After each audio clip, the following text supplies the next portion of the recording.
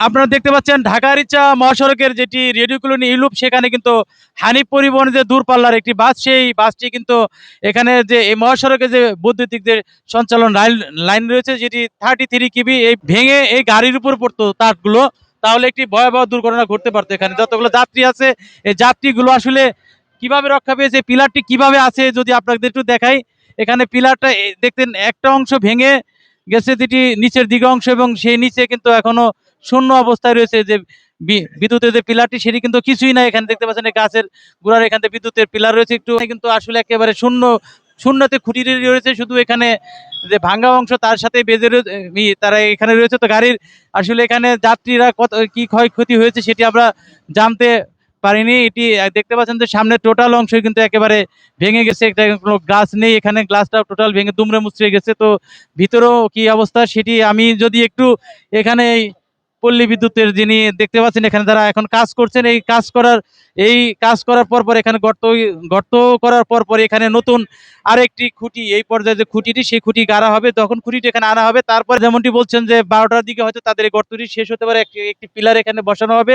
Pillar বসার পর থেকে 3 থেকে 4 ঘন্টা লাগতে পারে। তো সেরই 5 ঘন্টা লাগতে পারে। সেখানে যে ভাই কাজ করছে তার কাছে আমি একটু বিস্তারিত জানবো। ভাই, কতক্ষণ লাগতে পারে সাভার, এবং বিস্তারিত যদি একটু বলতেন এই অঞ্চলে যাই আসলে কি হবে। এই অঞ্চলে কাজ করতে আপনার প্রায় 5-6 ঘন্টা লাগতে পারে। আপনার লাইন বন্ধ হতে পারে প্রায় 10টার, আপনার এর থেকে 12টা থেকে লাইন হয়তো বা বন্ধ থাকতে পারে। এর দূর পর্যন্ত কোথায় কোথায় বিদ্যুৎ থাকবে না ভাই?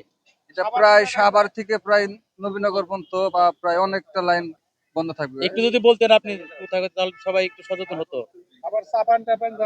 সাভার চাপাই সাভার আপনার রাজাসন খাগড়ান, আপনার কলমা, আপনার কলমা টলমা যা আছে সব বন্ধ থাকতে পারে। জাহাঙ্গীরনগরে এগুলো বন্ধ থাকতে পারে, প্রায় রেডিও কলোনি বন্ধ থাকতে পারে, প্রায় অনেকটি প্রতিষ্ঠান বন্ধ থাকতে পারে এই কাজের জন্য। তো এটা এই আপনার তারটা যদি গাড়ির উপর পড়তো তাহলে কি ঘটতে পারতো? তারা যদি ছিঁড়ে পড়তো তাহলে অনেকটি মানুষ দুর্ঘটনায় ভুগতো, অনেকটি মানুষ আহত হইতে পারতো। কারণ আল্লাহর রহমতে যে মানুষ কোনো ক্ষয়ক্ষতি হয় নাই। এবং কত পাওয়ারের বিদ্যুৎ এটি? এটা পাওয়ার হচ্ছে 33 কেবি, 33 ডাবল কোথা থেকে সার্কিট। কোথায় গেছে লাইনটা? লাইনটা গেছে আপনার সাভার পুলিশ টাউন থেকে আপনার প্রায় নবীনগর পর্যন্ত যায়। আপনার এটা ইউপিতে অ্যাডজাস্ট করা আছে, আপনার অনেকটি ইয়েটা আওতায় আছে লাইনটা। দুটো সাব স্টেশন বন্ধ থাকতে পারে এরা আমাকে বললেন। 20 মাইল এবং সিএমপির যে দুটো সাব স্টেশন আছে টোটালি বন্ধ করে দিয়ে সংযোগ বিচ্ছিন্ন করা দিবে। তো এই ছিল আমার কাছ থেকে এই গাড়ির সর্বশেষ তথ্য।